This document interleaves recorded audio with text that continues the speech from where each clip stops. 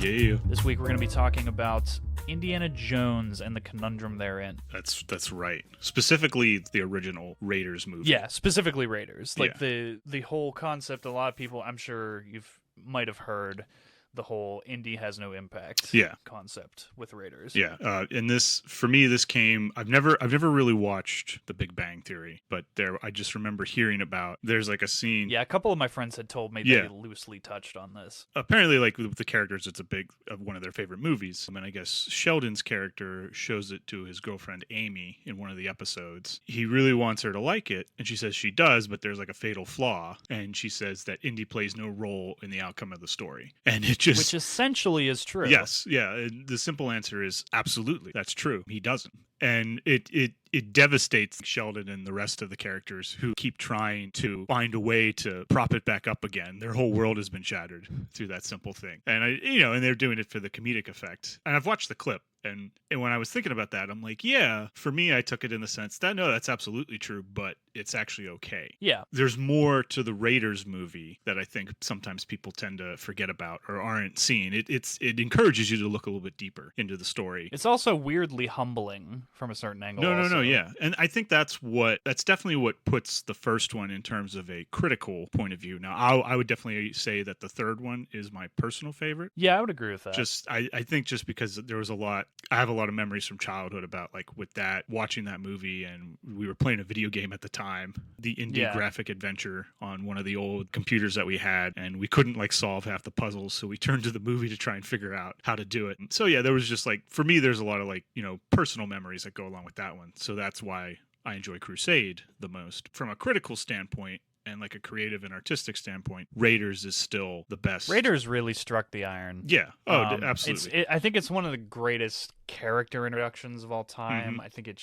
utilized him right. It ticked so many boxes in the right direction for a first installment. No, definitely. And in a weird way, it didn't overshadow the other two. Yeah, and the difference is in the other two, he does play more of a direct role in the outcome of the plot. He definitely is a more proactive character. In the first one, though, the first one is really a character journey. It's a character piece. What I've always found interesting about the second one, and I didn't know this until a number of years after I had seen it, was that it's actually chronologically before Raiders. Yeah, for the longest time, which I've always found strange. I did not know that. Yeah, for the longest time, it's technically a prequel to Raiders in terms of Indy's world.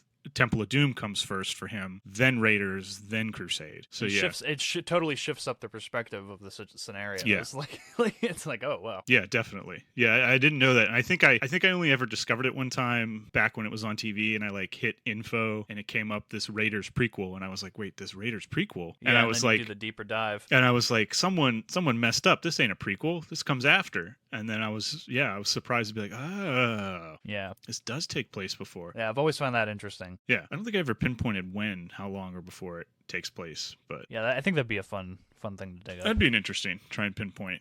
We'll do a Temple of Doom sometime. We'll dig into that. Well, I'm pretty sure they all take place in the 30s, I believe. Yeah. So yeah. the original Raiders film, which originally came out as Raiders of the Lost Ark, and then years later now, if you were to buy a new version of it, or even like the set, it will say Indiana Jones and the Raiders of the Lost Ark, but the original name was just Raiders of the Lost Ark. They did the same thing with Star Wars, Yep. and that was a very Lucasfilm move. More of a marketing and branding issue there. Yeah. But yeah, no, I think, going back to the idea that he serves no purpose in the plot, absolutely true. But there's a reason for that. Yeah. And it's okay that he doesn't have a huge outcome in the fate of the arc, I guess. For me, I think it boils down to, there's a really quote that I love from William Faulkner. The only thing worth writing about is the human heart in conflict with itself. That's the juice of any drama. That is the juice.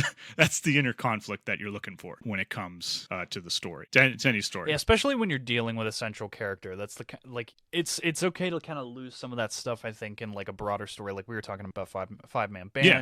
You can let a lot of that stuff get lost in the mix, but when you have a central character, Yes. there has to be sympathetic qualities. You have to see another soul a little bit. I think that in a situation like this, that's abundantly important. Yeah, and this story would adhere to the more classical tradition, the Western style of the main character sort of really pulling the ropes of the story itself. Not to say that there aren't other characters who join him along the way or have important influence, but really this is a singular hero story. It focuses, one of the first things that I always think about what this story really focuses on is the Jungian story archetypes that Carl Jung came up with, particularly the hero and the shadow. Those are the two.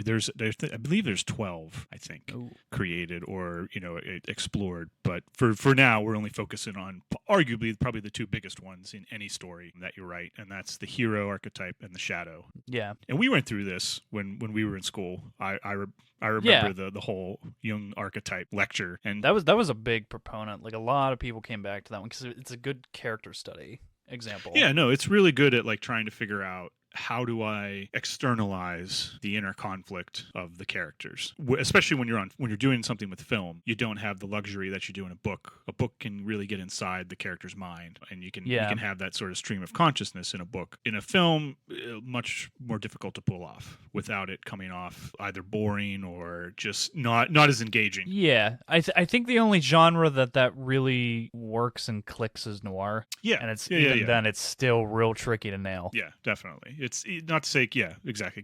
Not to say it can't be done, but definitely much more challenging. Tricky in film. But yeah, with the hero, you have the hero archetype, usually the protagonist and the main character, and their greatest challenge that they have to come across is the shadow archetype. And usually in any story, that usually is the villain of the story or the antagonist. And the shadow has to represent the greatest challenge, be the greatest adversary to the hero. And usually their final confrontation comes in the climax of the film. I think it's important to always know that the shadow and the hero are pretty close to each other. Yeah, like there's definite parallels. Yeah, of course the shadow always sees themselves as the hero of the story. Or at least the ones that are better crafted. Yeah.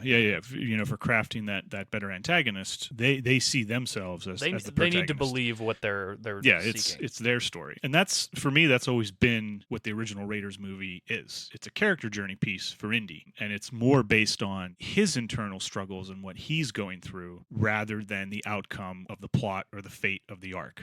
Yeah. It's him trying to grapple with what kind of person he is. And it's simply shown, it's pretty much in every single scene of the movie. It's all showing that. It's all made. And whether they did this, whether Lucas and Spielberg and the screenwriter, I can't remember. I can see him in front of me who helped do the screenplay. But whether or not they did that consciously, I'm not sure. But it definitely shows that this is a more thematic and more character-driven piece. Yeah. And also, I think it's interesting that the influence that's really lost by Indy is purely on the arc. Like, what him being involved in the storyline, really what he accomplishes is saving Marion. Yeah. Because without his presence, she simply falls into the hands of Germany. Yeah, and he ultimately saves himself too. Yeah, that's, I think, at the heart of the story in Raiders, because essentially, like the Ark was never in any danger from the Nazis, because what happens to them is always going to happen. Yes, exactly. Now, obviously, you got to frame it too. You got to look back when the movie first came out. You got to frame it in that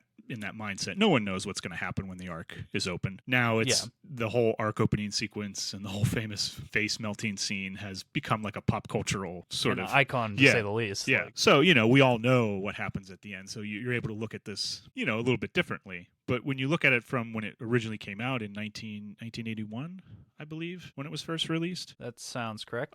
We assume that the Ark has the power, whoever holds it can harness it, but that essentially, spoilers, is not the case. And the Ark itself was never in any danger. It's Indy who is in danger. It's Indy, it's Marion. It's essentially the human spirit, if you will, that is in danger because from the very beginning, he's going down a path of destruction, but he doesn't see it that way. He essentially, I've always stated, when we first meet him, he is truly no better. Maybe not, I wouldn't say maybe not truly no better, but he is definitely on the path that could make him Belloc, the antagonist of the movie. He could very well become Belloc and the Nazis. He's on that path. I wouldn't say he's no better when we first meet him, because he is the hero, so there has to be that thing that separates them, but he's definitely on that path, and he's very similar to them more than he realizes. Yeah, I've always found those kinds of parallels interesting, where it's your protagonist is dangerously close to your antagonist, and that provides some of the juiciest thematic stuff for me. Yeah, and he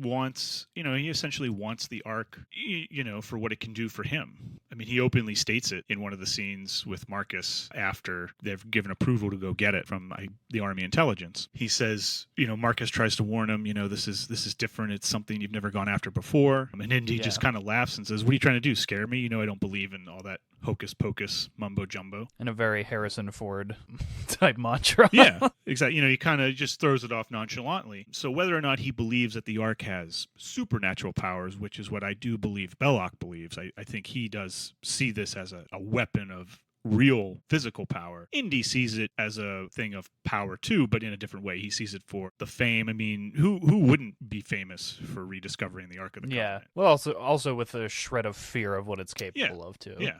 I think that's what's interesting about Indy's character. And Spielberg's even gone and said that he saw him as someone, who's rough around the edges and a mercenary. And that, I think, is right there, says it right there. He's a mercenary. And Harrison Ford even said he did not want to portray Indy as a superhero or that classic action hero that you saw a lot in the 80s, where they were like knocking down people and like not getting really beat up at anything. He wanted to show a broken sort of character, or someone who was taking the hits and having to deal with them, that he couldn't just take a punch and not feel it. Yeah, and I also think it's interesting that he kind of became like how a lot of professors and teachers saw them, wanted to, like, the ideal form of what a professor and teacher wanted to see themselves. Oh, yeah. Because I've known a few, and they just like idolize the pop culture sensationalist version of Indiana Jones, and just like all that he represents. And I've always found that interesting, like from the culture icon of like what he means to so many different teachers. And it's strange going back to like how he wanted to show the physical toll that the journey on the Ark is taking him. I mean, if you look at it from scene 1 all the way to the end, he still has all the cuts and bruises. And I think one of the famous lines he gives to Marion when they're on the boat, he says, I think it was Harrison Ford just made it up on the spot. He says, "It's not the years, it's the mileage." That's such a glorious line. Yeah, it catches too. up to you. And I think that epitomizes Indy's character as he's essentially the anti-hero type. And that scene in general between the two of them is such a great moment, like such a great overall moment. It's so character based, and it fits so perfectly. It's performed very well. It's one of those great love scenes where it doesn't play out like a lot of other ones would. Yeah. It's strictly unique to this story. Yeah, no, definitely. And I think that it's another scene to help reinforce Indy's internal struggle and the path he's currently on. And it essentially flips. I know, like, for most of us today, this defines and set the whole adventure genre, but you got, like, I would say the adventure genre had been around at least before this one. This was probably just the one that really stapled it into pop culture, because I know Spielberg has mentioned Treasure of Sierra Madre as a huge influence on this film. And of course, Lucas, the 1930s Republic serials that played into this, and Star Wars as well.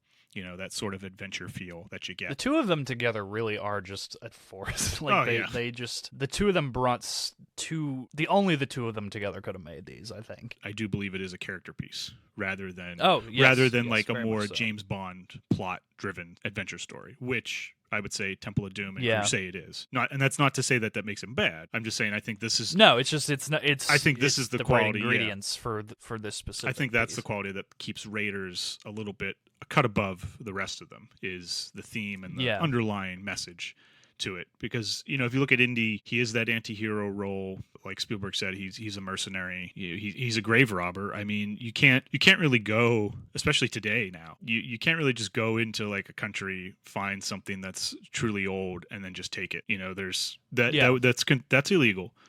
At least today it is. It is, yeah. But I also think it has a uniquely harsh look at the world around us. Everybody throughout all three of these movies, for the most part, is out to stab him in the back and get what he's done in his hands. Yeah. At the time that this came out, I do feel like that was a very unique aspect to these kinds of movies, and it was in terms of its adventure threads and the places that it went. It did give you a genuine sense of paranoia around the world that everybody's trying to stab you in the back. Yeah, definitely. It just plays, I think, to that whole ideal, especially having the character that he is. He sort of has his own set of rules, or at least his own aspirations that he wants to gain, and he just, if he has to skirt the laws of society to get to it. Well, like every good main character, he has a code. Yeah. No, definitely. Sorry, I I thought you were still going on. I thought you had a whole thing. No. But yeah, like, I mean, and even I know some of it's played for laughs, but he definitely could have or not have had a possible relationship with some of his students. We're not sure. The famous scene that is also subtly implied. Yeah, there's that scene with the one student where she has the written across her eyelids. I don't think he did. Yeah. I don't think he did, but it's also not completely off. Yeah, the I think it's either. once again showing that whole sort of that temptation thing of how close he could be, and also that he's not perfect. To tipping, and that he's not perfect. And that's true. He is a flawed character. He's a flawed hero, which I think makes it more interesting. He's a bit cynical in the way he looks at things, kills people indiscriminately. Once again, Harrison Ford, I think, was responsible for the famous scene where he shoots the guy with the sword in the bath. The famous market chase. The story scene. Behind that is so good. Yeah, take it. He was actually sick that day, or days. Oh yeah, that's right. I think everyone got sick after eating the food. I think right when they were in Tunisia. Yeah. Just trying to get the scene finished and done with. He just did that in a take, and it clicked. And it just worked. Yeah. So good. Because there was supposed to be like a whole fight scene there, I think. They had a choreographer for the fight scenes that day, and they were ready to really iron it out in the scene, and he just screw it, I'm sick, I'm done with this, bam, and it works. Love it. And it holds up too. It's like you're never quite sure what the heck was that? It's the perfect undercut moment for cutting the expectations right off the knees. No, definitely. Again, and just sort of propping up that whole less than ideal, less than that exemplar of what we think of as a classical hero. Yeah. I've always thought that the way he teaches, he's not fully into his job as a teacher. He craves more of the field work, the exploration, the danger, that obsession with trying to find that next big thing that's going to propel him out of the life he's currently in, to get that famous archaeological stamp in his field. And the anti-hero is nothing new to this movie. No. Some of the ones. But I do think it's spun in a unique way. No, way. definitely. Yeah, especially for the genre, for the adventure genre. Even today, which is shocking because it's the last few years, especially in television, anti-hero has been the name of the game. Oh, yeah. Look at Walter White, look at Tony Soprano, that's the name of the big hitters. So I do think it's genuinely impressive that Indy holds up. Yeah, no, and I've always thought the anti-hero, classical hero is kind of interesting because I would argue that any hero, no matter how classical or whatever spin you want to give them, I think it's just a way of sort of organizing them after the fact. But I've always felt that anti-heroes are shown as they have their own code, their own moral ethics. They don't conform to what was originally designed to be the hero archetype.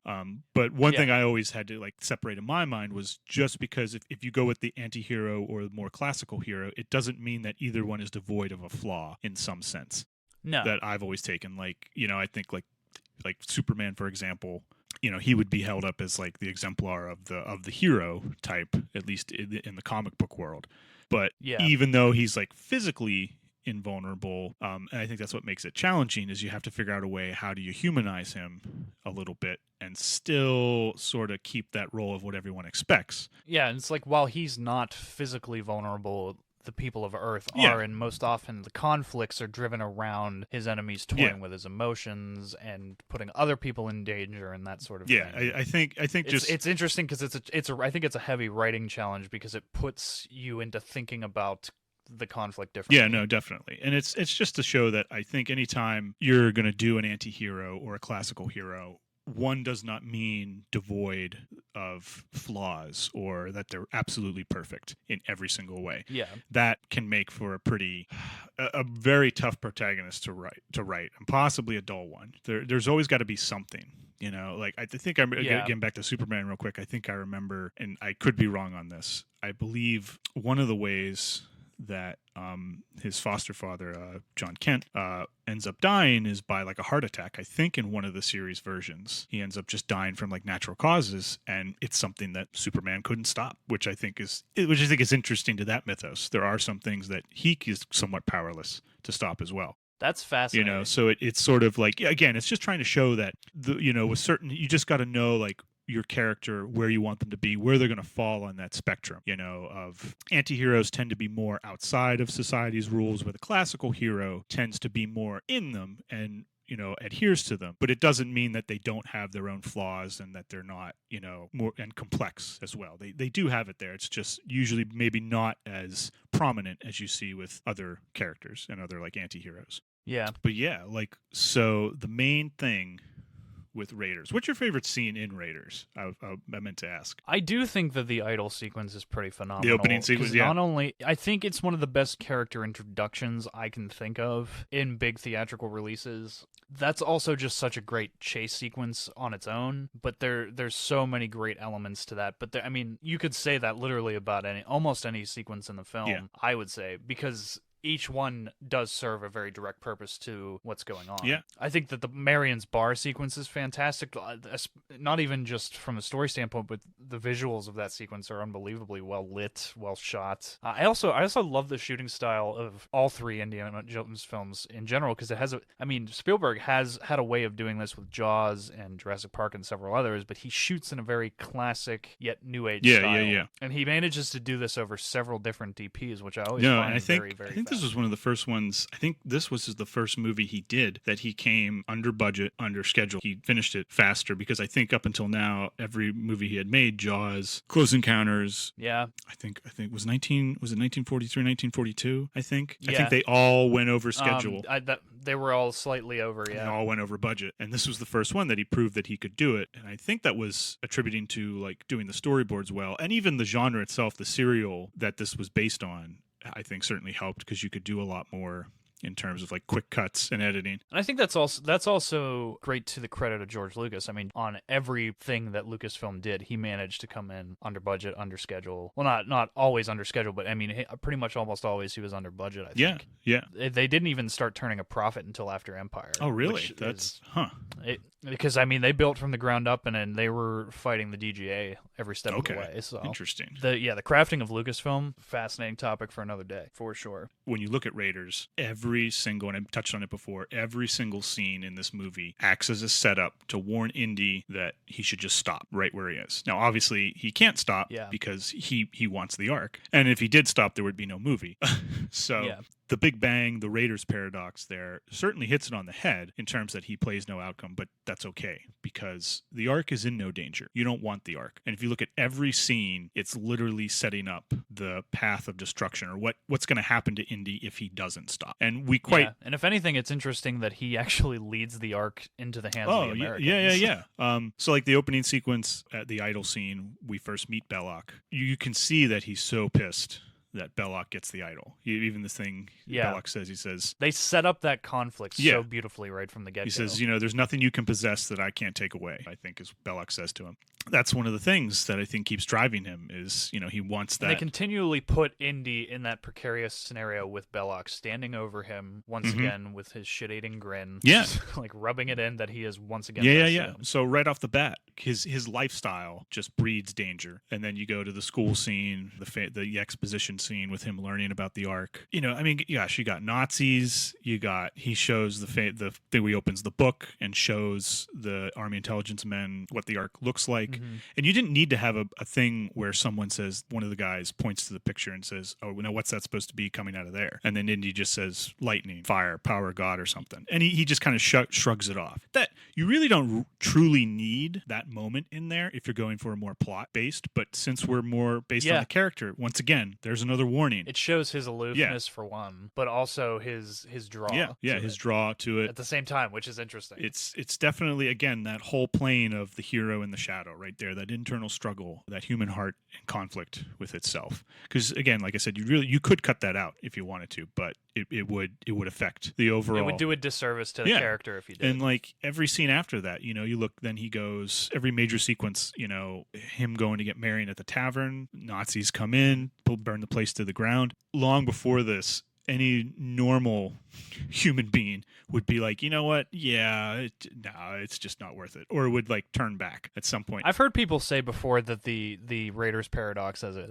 is by accident. Oh, that's accident. Okay. I can't believe it. Mostly because of things like the bar sequence. Because the main switch there is that what's his name with the glasses burns the Toph. I think Toph is the character's name, or yes, Toth. he burns the emblem into his hand, and that's what the Nazis are using to find the tomb, because the inscription on it is how they find it. But see, if Indy wasn't there, they would have just obtained it. But because he is, they still end up with the information. Exactly. So it's like everything is in some way, positive. has that like sort of. Yeah, no, I didn't even think about that before. It's like it's no matter what, they're constantly being led down the same path. Exactly. And because they are somewhat close mirror images of themselves, the Nazis, Belloc, and Indy. There is that one thing. Yeah, they're all slight variations of one another to a degree. Yeah. And even when he meets Marion again, I mean, Marion punches him. So we know that, he must have done something bad to her in the past. Exactly. And I love the ambiguity of that, too. It's like the exact circumstances aren't quite ironed out. Essentially whatever their past history was, he was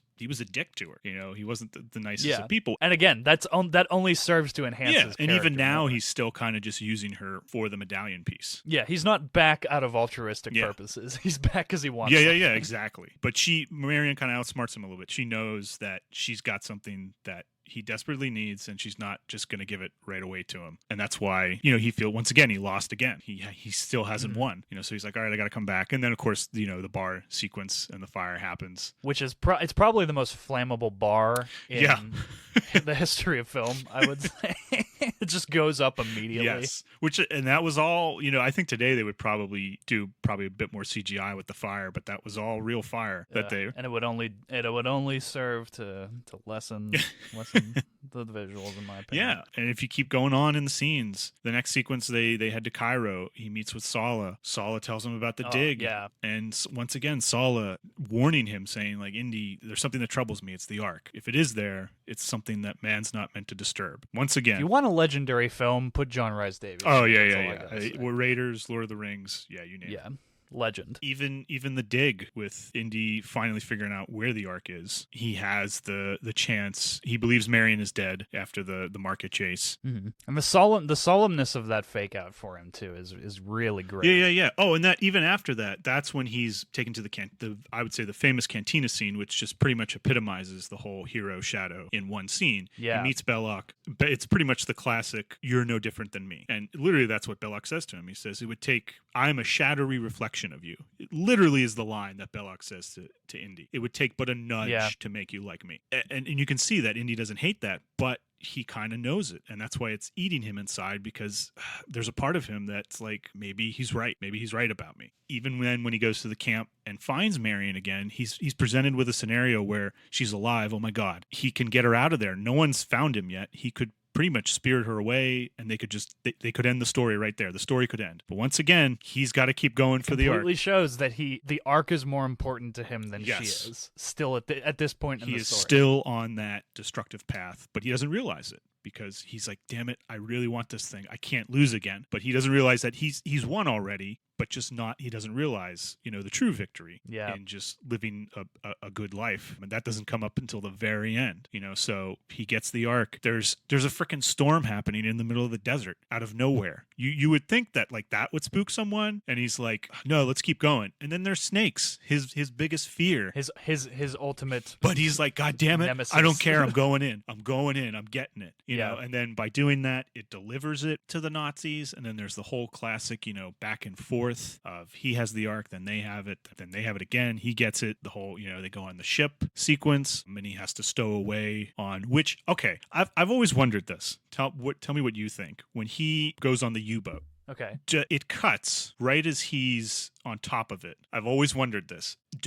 Do they not dive? Does the U-boat not dive? Because it's possible that it didn't dive, or that he's able to sneak. And the only reason I'm not sure if he snuck on board was because the next time we see him in the hangar, which was an actual real U-boat hangar, by the way. It was, I believe, a German hangar which still had the old graffiti and everything on it from World War II. He still looks wet. He still looks like he's soaked from the ocean. So, like, my thing is, like, how the hell did he survive a submarine sinking? But I've never been able to tell, like, did it actually submerge? Did it not? Did he get in the sub? I'm not sure. He either got in, bailed out before they docked, and that's why he's wet. Or... Yeah, I'm splitting hairs. I'm going on a tangent here, but I've always just wondered what your take might be. It's one of those, like, Clark Kent in the glasses moments. Yeah. It's like you can't help but question it. You're like, nobody noticed that? There's definitely one moment that I would be like, yeah, there's a bit of a smaller detail that's I'm like, how did he get out of that one? Yeah. And I think what's interesting, too, is, like, if you were to say, now here, okay, where would you think the climax of the movie is? I think it's very arguably... And this is, there is no, like, when Indy lets himself become captured. Yes. When he has the rocket launcher and just hands That's himself always been, over. And again, there is no, like, you can definitely argue for different points. But for me, it's always been when he sneaks away and, yes, has the rocket launcher and he's up on the hill. He's essentially has all the power right there. He's... And that's where his influence is relinquished. Yeah, he finally has the upper hand on Belloc, and Belloc once again beats him with his idea of, like, you want to see this open just as much as I do. He stops, he puts the gun down. Well, also, I guess it could be argued because his influence is mainly about him saving Marianne. He tells her not to go to the Ark. Yeah. You could make an argument for Absolutely, that as well. no, you definitely could. So, because that is his ultimate last act of saving her. He tries to bargain, saying, just give me Marion and we'll go. But Belloc calls his bluff on it. Says, I'm not giving you her because you're not going to do it. So I've always found that interesting about Raiders is essentially Indy does lose. He doesn't win. It's like the Rocky effect. Yeah. It's like Rocky does not win at the end of Rocky, which I have always loved. Yeah. And it tells you that that's not the most important Yeah, thing. exactly. And it's right there at the end when they're opening the Ark. So the opening of the Ark is kind of like the epilogue for me or like the falling action. And there is kind of that one moment where he just, he keeps his eyes shut and tells Marion to do as well, So it kind of, that's what's so interesting about that ending. You really sort of denied that final fight between the hero and the shadow, which, you see a lot today, that final, like, sort of physical, or big epic climactic battle, which almost every superhero film at least tends to have. This one kind of ends on, like, a bit of it's an incredible sequence of the Ark opening. Oh, 100%. It ends more... It's the Poltergeist meets, action adventure 1,000%. So although it is very a spectacle at the end, I would say it sort of ends on that sort of that whisper, in the sense of we're denied what we thought was going to be the final climactic battle, that slaying of the dragon moment, that triumph, that triumphant hero. It doesn't happen. Indy loses, and it's more through the... I would think he has just a little bit of a realization that, like, all right, just shut your eyes, don't look at it. Yeah. So how close he truly came to becoming the shadow, and that internal struggle. Literally right up to the wall. Yeah, literally right up to it. And there's another one too. I'm thinking, how did they get off that island? I guess maybe they could pilot the U-boat. Here's another, like, since we're picking apart the movie here. That's also a very good point. I've never really considered. I guess maybe, though, there could have been a radio station on there. I would buy that, and I'd buy this one. I think I could explain away a little bit more to myself than the submerging U-boat. I'm sure there'd be like some sort of a radio system that he could call. They used the skulls of Tuganda from the Phantom, and they floated away. Oh my gosh, good movie. Good movie though too. But yeah, no, I think that's what's really interesting about Raiders is, and even after that sequence, then he's back in, I believe it's New York, or is it DC? Yeah, might be DC or New York. I can't remember.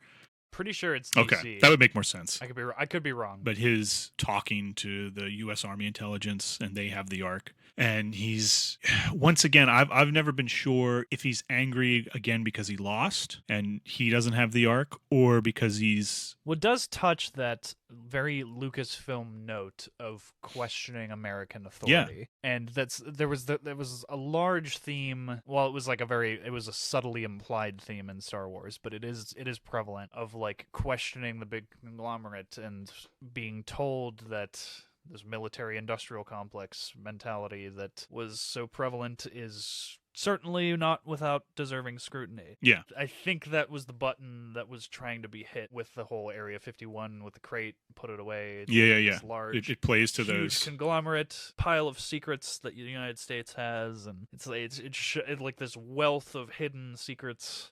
I think that was more of a Lucasfilm than a Spielberg, but at the same time, it very much hits both of their. Yeah, no, definitely. Yeah, and it just, again, calling, to why I think Raiders stands the test of time in terms of storytelling. It truly externalizes that notion of Faulkner's quote, the human heart in conflict with itself. It literally takes an internal struggle, externalizes it through the story itself, but you still also are shown that internal struggle that Indy is having on this journey. And it is a sense of, like a redemption story, I guess. If you look at Indy as, just a representation of humanity itself, there's that sort of question, what's he going to act on? Or is he going to tip and become like Belloc? Is he going to go down the road? And I think of the three Indy films, I think this epitomizes Faulkner's quote the best. Yeah, for me anyway, it always has, and I'll definitely say I'm biased. This is one of my favorite films of all time. Just Indiana Jones easily. Just is alone. I tend to think of them as a unit. Yeah. Although I tend to do that with any well-deserving trilogy,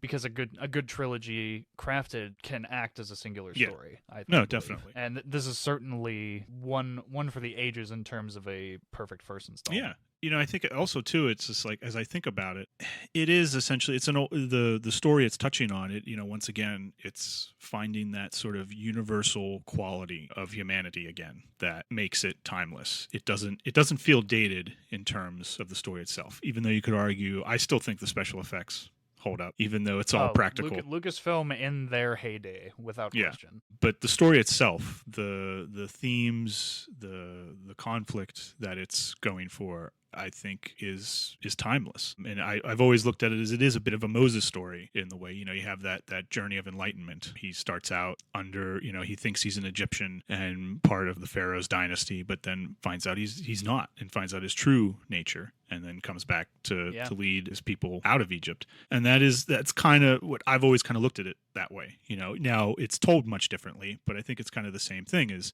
Indy thinks he's that great archaeologist type character on the same level as Belloc, and Belloc is a great archaeologist in his own right. But Belloc is a bit more the businessman, a bit more. He has a higher arrogance, I would say. You can see that. I think Indy wants to be him sometimes. Indy has the draw and the interest, but not necessarily the action to be the same. Beating Belloc to the Ark would be the thing, that finally gives it to him. But more so in the sense of sticking it to him than being. Yeah. I would say. No, absolutely, for his own pride and his own glory. Yeah, but that also goes with the old staple, is like, in what way are the two different? Yeah, true, absolutely. And that I just think calls into why this movie is still so relevant and still so good, regardless of the fact that he does not play an outcome on the plot. Because if you look at it this way, this is in the traditional sense. Yes, this is why you keep coming back to it, I feel, and this is why it almost boggles the mind. And anybody who says that it's unintentional, you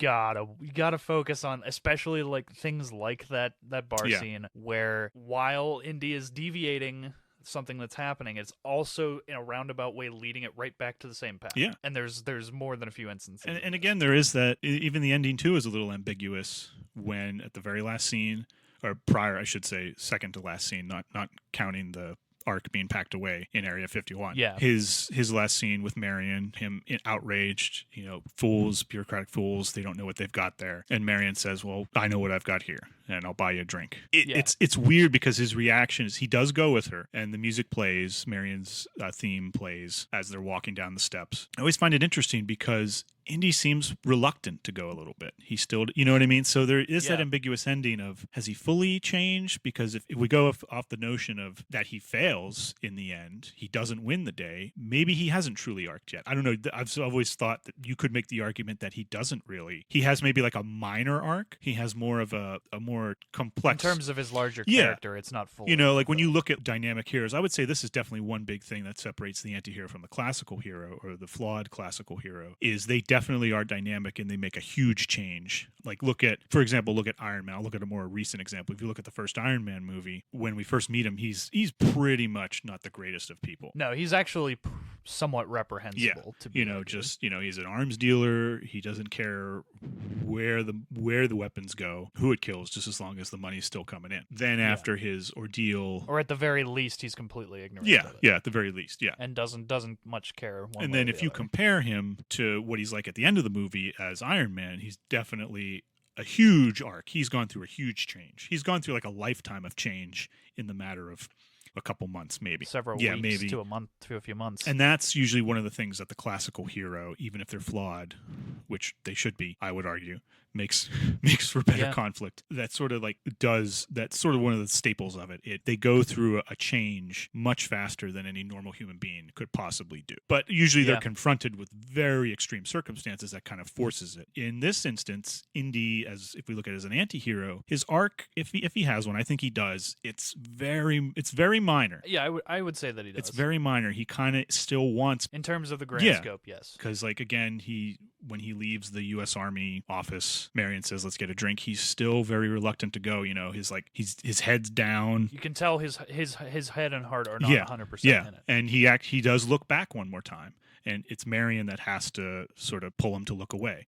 So yeah, there is that sense that did he change? Did he not? I think he did a little bit, but did he though? Is it though? But I think that's plays more to the notion of a more complex human being, because it's change is hard, change is tough, it's very tough, and a lot of us, I know I can't do stuff like you see the classic heroes and heroines in history and other art do. It's just very tough to do that. It's also why it's difficult to write genuine change. Yeah, I think. And that's why I think Indy is so enduring. It's his lifestyle, the character, but also, even though we would put him in the list of like super action heroes, I would say if you look at the original Raiders and from what all went down, he's one of the more human heroes. He's one of the more humanized action superheroes that we have, and that's why it's okay that he doesn't play a role in the plot, because it's about his character and what he shows for the human condition, rather than whether or not he stops the Nazis from getting the Ark. Yeah, I would agree with that. Well, there you have it, ladies and gentlemen. That is the Indiana Jones paradox. Why it doesn't matter that Indiana Jones doesn't matter, if you follow me.